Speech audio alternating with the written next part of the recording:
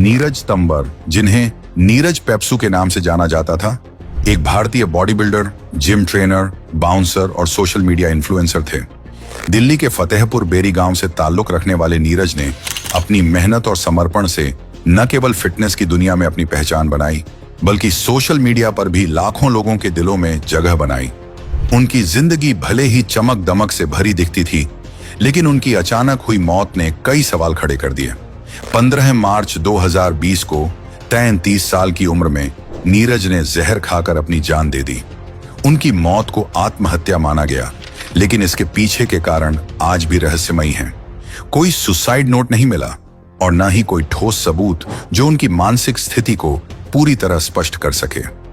तो इस वीडियो में हम नीरज पेप्सू की जिंदगी, उनकी उपलब्धियों, उनकी मौत के कारणों और उससे जुड़े रहस्यों को विस्तार से जानेंगे। तो चलिए शुरू करते हैं। नीरज तंवर पेप्सू का जन्म 7 जनवरी 1987 को दिल्ली के फतेहपुर बेरी गांव में एक गुर्जर हिंदू परिवार में हुआ था। फतेहपुर बेरी, जिसे बाउंसर फैक्ट्री के नाम से भी जाना जाता है, एक ऐसा गांव है जहां की संस्कृति में ताकत और शारीरिक फिटनेस को बहुत महत्व दिया जाता है। नीरज का परिवार एक पहलवान परिवार था, जहां शारीरिक ताकत और कुश्ती की परंपरा पीढ़ियों से चली आ रही थी। उनके पिता एक किसान थे, जबकि उनकी मां एक गृहिणी थी। नीरज ने अपनी शुरुआती जिंदगी गांव के खेतों में बिताई, जहां उन्होंने छोटी उम्र से ही वर्कआउट और फिजिकल फिटनेस के प्रति रुचि दिखाई। नीरज की शिक्षा ज्यादा नहीं थी। उन्होंने फतेहपुर बेरी के सरकारी सीनियर सेकेंडरी स्कूल में पढ़ाई की, लेकिन उनकी रुचि हमेशा फिटनेस और बॉडी बिल्डिंग में रही। स्कूल के दिनों से ही वह अपने दोस्तों के बीच अपनी ताकत के लिए मशहूर थे। गांव की संस्कृति, जहां गुर्जर समुदाय के लोग अपनी शारीरिक ताकत और बहादुरी के लिए जाने जाते थे, ने नीरज को एक मजबूत व्यक्तित्व बनाने में मदद की। वह न केवल अपने समुदाय में, बल्कि पूरे क्षेत्र में गुर्जर बिरादरी के शेर के रूप में प्रसिद्ध हो गए। नीरज ने अपने करियर की शुरुआत एक बाउंसर के रूप में की। उनकी 5 फीट 11 इंच की हाइट और लगभग 115 किलोग्राम वजन वाला शरीर उन्हें इस काम के लिए एकदम उपयुक्त बनाता था। दिल्ली और एनसीआर क्षेत्र के क्लबों में बाउंसर के रूप में काम करते हुए नीरज ने अपनी ताकत और प्रभावशाली व्यक्तित्व के दम पर लोगों का ध्यान खींचा। लेकिन उनकी असली पहचान तब बनी जब उन्होंने जिम ट्रेनर के रूप में काम शुरू किया और सोशल मीडिया पर अपनी फिटनेस वीडियो शेयर करना शुरू किया। इंस्टाग्राम पर नीरज का हैंडल नीरज पेप्सू ऑफिशियल लाखों फॉलोअर्स के साथ एक बड़ा मंच बन गया। उनकी वीडियो में वह वर्कआउट रूटीन, फिटनेस टिप्स और मोटिवेशनल मैसेज शेयर करते थे। उनकी सादगी, मेहनत और समर्पण ने उन्हें खासकर हरियाणा और दिल्ली के युवाओं के बीच बेहद लोकप्रिय बना दिया। वह बच्चों और युवाओं को नशे से दूर रहने और फिटनेस को अपनाने के लिए प्रेरित करते थे। उनकी वीडियो में अक्सर गुर्जर संस्कृति और उनके गांव की झलक दिखती थी, जो उनके फॉलोअर्स को और करीब लाती थी। नीरज ने अपने सोशल मीडिया प्रभाव का इस्तेमाल न केवल फिटनेस को बढ़ावा देने के लिए किया, बल्कि अपने जिम बिजनेस और अन्य फिटनेस संबंधी वेंचर्स के माध्यम से अच्छी कमाई भी की। उनकी अनुमानित नेटवर्थ 60 से 70 लाख रुपए थी, जो उनके जिम, सोशल मीडिया और अन्य बिजनेस वेंचर्स से आई थी। वह एक शानदार जीवन शैली जीते थे, जिसमें स्विमिंग, हुक्का और लग्जरी कारों का शौक शामिल था। नीरज अपनी निजी जिंदगी को लेकर ज्यादा खुलासा नहीं करते थे। उनके परिवार के बारे में ज्यादा जानकारी सार्वजनिक नहीं है, लेकिन यह पता है कि वह शादीशुदा थे और उनका एक बेटा था जो दिल्ली पब्लिक स्कूल में पढ़ता था। उनके माता पिता और पत्नी के नाम सार्वजनिक रूप से सामने नहीं आए। नीरज ने अपने साक्षात्कारों में कभी भी अपने परिवार का ज्यादा जिक्र नहीं किया, जिससे उनकी निजी जिंदगी हमेशा रहस्यमयी रही। नीरज एक धार्मिक व्यक्ति थे और भगवान शिव के भक्त थे। वह अक्सर अपनी इंस्टाग्राम पोस्ट में अपनी आध्यात्मिक मान्यताओं को व्यक्त करते थे।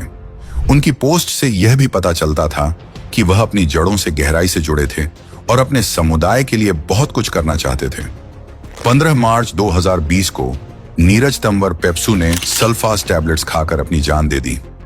उस दिन सुबह करीब 9:30 पर उन्हें उल्टियां होने की शिकायत हुई, जिसके बाद उन्हें तुरंत दिल्ली के फोर्टिस हॉस्पिटल ले जाया गया, लेकिन डॉक्टर उनकी जान नहीं बचा सके। पोस्टमार्टम के बाद उनका शव 16 मार्च को उनके परिवार को सौंप दिया गया। पुलिस की जांच के अनुसार नीरज पिछले कुछ समय से गंभीर डिप्रेशन से जूझ रहे थे। उनके पिता को कैंसर था और उनका गुरुग्राम में शुरू किया गया सफल हो गया था। इसके अलावा नीरज पिछले 3-4 महीनों से बेरोजगार थे और पहले की तरह बाउंसर का काम भी नहीं कर रहे थे। दिल्ली पुलिस के डिप्टी कमिश्नर अतुल कुमार ठाकुर ने बताया कि इन सभी कारणों ने मिलकर नीरज को मानसिक रूप से कमजोर कर दिया था। हालांकि कोई सुसाइड नोट नहीं मिला, जिसके कारण उनकी मौत के पीछे का सटीक कारण स्पष्ट नहीं हो सका। उनकी इंस्टाग्राम स्टोरी और आखिरी पोस्ट से ऐसा लगता था कि वह खुश थे, लेकिन उनकी आंतरिक पीड़ा को कोई समझ नहीं सका। नीरज की मौत की खबर फैलते ही उनके गांव और आसपास के इलाकों में शोक की लहर दौड़ गई। उनकी अंतिम यात्रा में हजारों लोग शामिल हुए, जो उनकी लोकप्रियता का प्रमाण था। सोशल मीडिया पर उनके फॉलोअर्स ने उनके लिए श्रद्धांजलि संदेश और तस्वीरें पोस्ट की। कुछ लोगों ने तो अपनी प्रोफाइल पिक्चर तक बदलकर नीरज की तस्वीर लगा दी और रेस्ट इन पीस लिखा। एक सोशल मीडिया प्लेटफॉर्म पर करीब 100 मिलियन लोगों ने नीरज को याद किया, जो उनकी अपार लोकप्रियता को दर्शाता है। लेकिन कुछ लोगों ने उनकी मौत पर चुप्पी साध ली, जिसे लेकर उनके फैंस में नाराजगी भी देखी गई। नीरज की मौत ने न केवल उनके समुदाय को बल्कि पूरे फिटनेस जगत को झकझोर दिया। नीरज की मौत को आत्महत्या माना गया, लेकिन इसके पीछे के कारणों को लेकर कई सवाल अनुत्तरित हैं। यहाँ कुछ प्रमुख बिंदु हैं जो इस रहस्य को और गहरा करते हैं। जैसे कोई सुसाइड नोट नहीं, पुलिस को नीरज के घर से कोई सुसाइड नोट नहीं मिला। बिना किसी लिखित संदेश के यह समझना मुश्किल है कि नीरज ने इतना बड़ा कदम क्यों उठाया। क्या वह वाकई डिप्रेशन में थे या कोई और कारण? स्वास्थ्य की अनदेखी। नीरज के डिप्रेशन की बात पुलिस और उनके करीबियों ने कही, लेकिन क्या उनके परिवार या दोस्तों ने उनकी मानसिक स्थिति को समझने की कोशिश की थी? भारत में मानसिक स्वास्थ्य को लेकर जागरूकता की कमी इस मामले में एक बड़ा सवाल उठाती है। साजिश का एंगल। कुछ लोगों ने यह भी अनुमान लगाया कि नीरज की मौत आत्महत्या नहीं बल्कि किसी साजिश का परिणाम हो सकती है, लेकिन इस दावे को समर्थन देने वाला कोई सबूत नहीं मिला। सोशल मीडिया का दबाव। नीरज एक सोशल मीडिया स्टार थे और उनकी जिंदगी हमेशा लोगों की नजरों में थी। तो क्या लगातार लोकप्रिय बने रहने का दबाव उनकी मानसिक स्थिति पर असर डाल रहा था? नीरज पेप्सू की मौत ने कई महत्वपूर्ण मुद्दों पर ध्यान खींचा। सबसे बड़ा मुद्दा था मानसिक स्वास्थ्य। भारत में आज भी डिप्रेशन और मानसिक समस्याओं को गंभीरता से नहीं लिया जाता। नीरज जैसे व्यक्ति जो बाहर से मजबूत और आत्मविश्वास से भरे दिखते थे, भीतर से टूट सकते हैं।